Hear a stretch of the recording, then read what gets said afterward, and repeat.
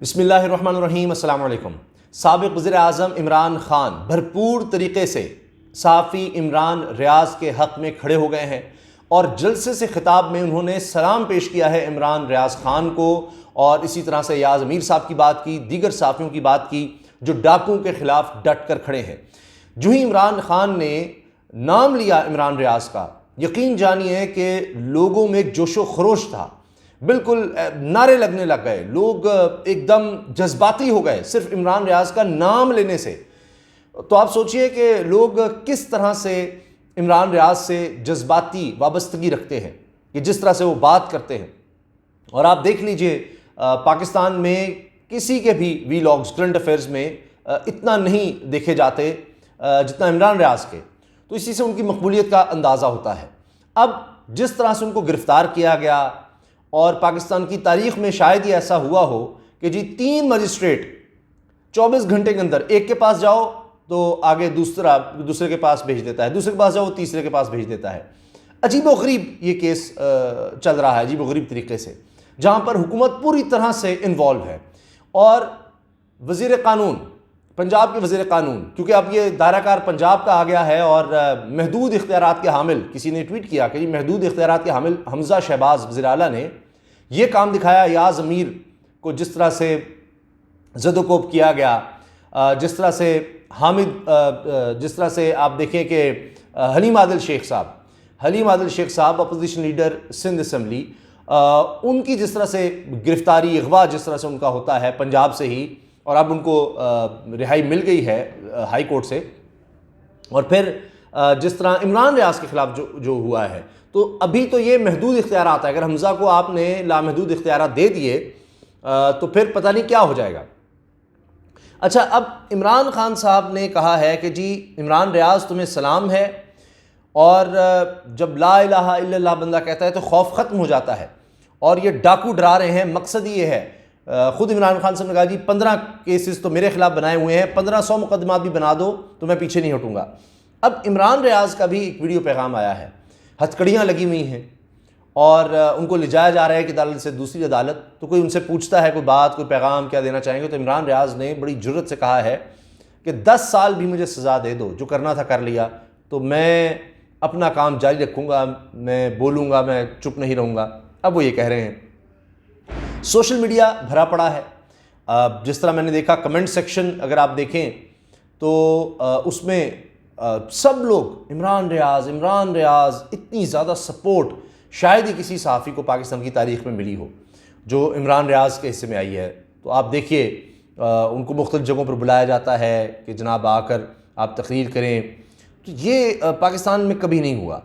अच्छा, इमरान रियाज़ ख़ान के हवाले से प्रेस कॉन्फ्रेंसेस अचानक लग रहा है कि करनी पड़ गई हैं, और हुकूमत पूरी तरह से आकर खड़ी हो गई है इमरान रियाज़ के ख़िलाफ़, एक सहाफ़ी के ख़िलाफ़। अब ये पहले ही बातें हो रही थी कि शायद इस तरह का कुछ हो सकता है, और इमरान रियाज़ ने ख़ुद भी इन ख़दशात का इजहार किया था कि उनको किसी भी वक्त गिरफ़्तार किया जा सकता है, ताकि उनकी जान भी लेने की कोशिश हो सकती है। अब इस पर अगर हम देखें, जिस वक्त मैं वीडियो बना रहा हूँ, मुसलसल सदीक़ जान ट्वीट्स कर रहे हैं, बता रहे हैं कि इस वक्त अदालती कार्रवाई क्या चल रही है। तो अभी तक तो ये आया कि जनाब रावलपिंडी की अदालत में जब ये तीसरी अदालत जहाँ पर लाया गया इमरान रियाज़ को तकरीबन 24 घंटे में, तो वहाँ पर वो भी कह रहे हैं कि जनाब FIA को बुलाओ, ये केस FIA का बनता है। FIA की तरफ से कहा जा रहा है जी हमारा इस केस से कोई ताल्लुक़ ही नहीं है, क्योंकि ये साइबर क्राइम और इस तरह से वो FIA के अंडर आते हैं कि जी वीडियोज़ इस तरह की बनाई हैं जिसमें इदारों पर तनकीद है और इस तरह की बात। ना मुद्दई आ रहा है, यानी जिसने FIR कटवाई है, अब मुरीद अब्बास नाम का है, मुरीद नाम का जो शख्स है गालिबन, वो पेश ही नहीं हो रहा। सरकारी वकील आता है, इस्लामाबाद हाई कोर्ट में गए तो वहाँ पर जज साहब ने फरमाया कि जी ये तो मेरे दायरे इख्तियार में नहीं है, यानी ये पंजाब की पुलिस ने इनको पकड़ा है तो इसलिए नहीं। फिर अटक ले गए उनको, अटक की मकामी अदालत में जहाँ मजिस्ट्रेट साहब ने कहा, काफ़ी देर सुनवाई के बाद, यानी सारे दलाइल होते रहे, काफ़ी देर दलाइल दिए इमरान रियाज़ के वकील ने, उसके बाद वो मजिस्ट्रेट साहब कहते हैं जी मेरा तो दायरा इख्तियार ही नहीं है। हैरान कुन तौर पर फिर पिंडी लाया जाता है इमरान रियाज़ को, और वहाँ पर भी जब सारी बहस हो जाती है, सरकारी वकील के पास तो बोलने के लिए कुछ भी नहीं होता, तो वहाँ भी ये होता है कि भाई ये जो मुद्दई है इसका क्या लेना देना, इदारे पर तनकीद हो रही है, ये हो रहा है, तो उस पर जो इमरान रियाज़ के वकील हैं वो मुसलसल दलाइल देते हैं। तो सरकारी वकील के पास कोई जवाब नहीं होता। एफआई को बुलाया जाता है तो वो भी कह रहे हैं हमारा कोई ताल्लुक नहीं है। ऐसे लग रहा है कि सोच लिया गया है कि अब ये कोई 30-40 मुकदमात इमरान रियाज के ख़िलाफ़ हैं। तो हालांकि वहाँ पर जो जज साहब हैं मोहम्मद परवेज़, सदीक जान ये कह रहे हैं कि उन्होंने ये भी कहा कि जी कोई फ़ोन नहीं मुझे आ सकता, कोई मुझे दबा नहीं सकता, कोई कुछ इस तरह से नहीं कर सकता। मगर वो भी कहते हैं कि जनाब ये तो मेरे भी दायरे इख्तियार में नहीं है। जब मेरे दायरे इख्तियार में नहीं है तो मैं किस तरह से रिहा कर दूँ इमरान रियाज को। अब एक अजीब बात है कि जहाँ भी जा रहे हैं वो दूसरी अदालत में भेजा जा रहा है कि जी मेरा दायरा इख्तियार नहीं है। तो ये मोहम्मद परवेज़ ख़ान साहब ने भी ये कह दिया, जज साहब ने, मजिस्ट्रेट साहब ने, कि जी वो इनको किसी और अदालत में ले जाएं, मेरा भी दायरा इख्तियार नहीं है। मलिक अहमद ख़ान साहब ने बड़ी अजीब बात की, वज़ीर क़ानून पंजाब ने, जो कि ख़ुद भी वकील हैं। वो कहते हैं, प्रेस कॉन्फ्रेंस की उन्होंने बाकायदा इमरान रियाज पर, एक सहाफ़ी पर जिस तरह से ये मैं तो कहूँगा तशद्दुद है कि जी वो गद्दारी, मुल्क के ख़िलाफ़ बात कर रहे थे, वतन के ख़िलाफ़, मुल्क के ख़िलाफ़ बात कर रहे थे। जबकि उनके वकील इमरान रियाज के वकील ने कहा है कि जी हम हल्फिया कहते हैं। इमरान रियाज ने भी जज के सामने कहा मैं हल्फिया कहता हूँ कि मैं सोच भी नहीं सकता अपने मुल्क के ख़िलाफ़ बात करने का। और उनके वकील ने भी कहा कि जी हम लिख कर दे देते हैं, बयान हल्फी दाखिल कर देते हैं, जी हम मुल्क के ख़िलाफ़ कभी बात नहीं करेंगे या नहीं की। तो लेकिन वज़ीर क़ानून पंजाब साहब ने अपनी मंतक लड़ाई। उन्होंने कहा देखें कि जी ये तो वतन के ख़िलाफ़ बात कर रहे थे या इदारों के ख़िलाफ़ या फ़ौज के ख़िलाफ़ बात कर रहे थे।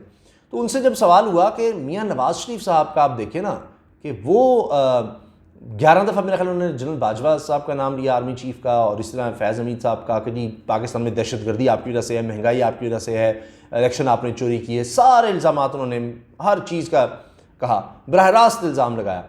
तो इस पर मलिक अहमद ख़ान साहब ने कहा जी देखिए फ़र्क है, एक है आप बग़ैर सबूतों के, बग़ैर किसी तरह से, पहले वो कह चुके थे कि जी आप वतन के ख़िलाफ़ बात कर रहे हैं, आप इदारे के ख़िलाफ़ बात कर रहे हैं और आप इस तरह से उठा रहे हैं, बदनाम कर रहे हैं। लेकिन जहाँ अब इसका नवाज शरीफ का जवाब क्या दिया उन्होंने, अजीब गरीब, कि जी जब आप सियासत में इन्वॉल्व होंगे तो फिर बात की जाए तो और बात है। यानी इसका मतलब है कि मलिक अहमद ख़ान साहब कह रहे हैं कि नवाज शरीफ के पास सबूत हैं कि जी आर्मी चीफ़ ने सियासत में दाखिलत की, और ये सारा कुछ जो नवाज शरीफ ने इल्ज़ाम लगाए थे उनके सबूत हैं नवाज शरीफ के पास। इसलिए उन्होंने गुजरांवाला के जलसे में और दीगर जलसों में ये इल्ज़ाम लगाए आर्मी लीडरशिप पर। तो अब एक वज़ीर कह रहा है, इसका मतलब है कि जी सबूत हैं, या तो फिर वो सामने लाए जाएँ, उनके ख़िलाफ़ कोई मुकदमा नहीं है।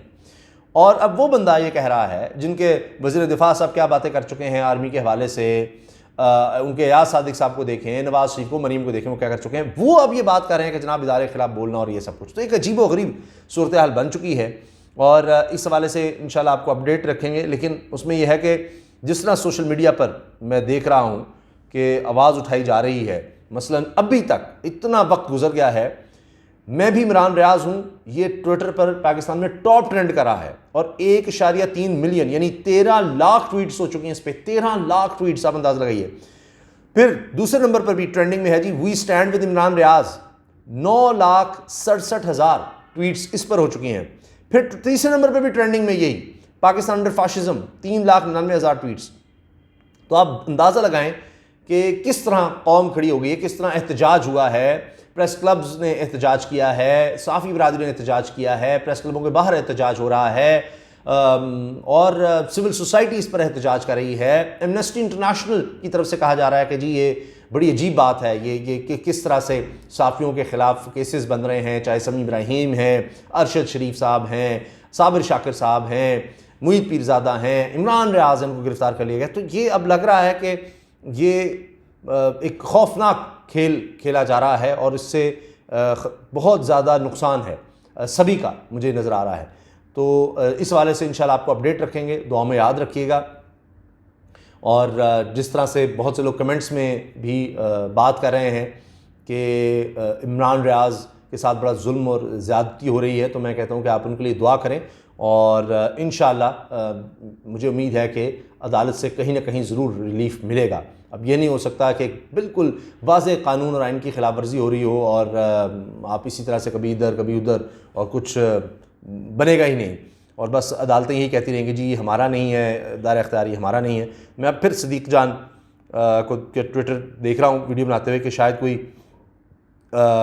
इस पर आ जाए तो देखिए, ब्रेकिंग न्यूज़ उन्होंने कहा है अभी हाल ही में आई है जी, इमरान रियाज खान को आज ही दोबारा मजिस्ट्रेट अटक के सामने पेश करने का हुक्म, फैसला सुना दिया गया है। अब ब्रेकिंग न्यूज़ है जी, FIA का दायरा इख्तियार और दिफात खत्म, मामला वापस मजिस्ट्रेट अटक को भेज दिया गया। जज मोहम्मद फरेज खान ने फैसला सुना दिया।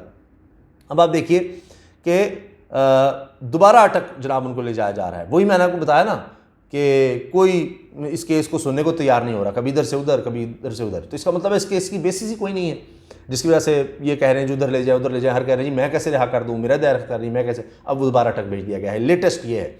तो जो भी इंशाल्लाह इस पर डेवलपमेंट्स होंगी आपको आगाह रखेंगे। अल्लाह हाफ़िज़।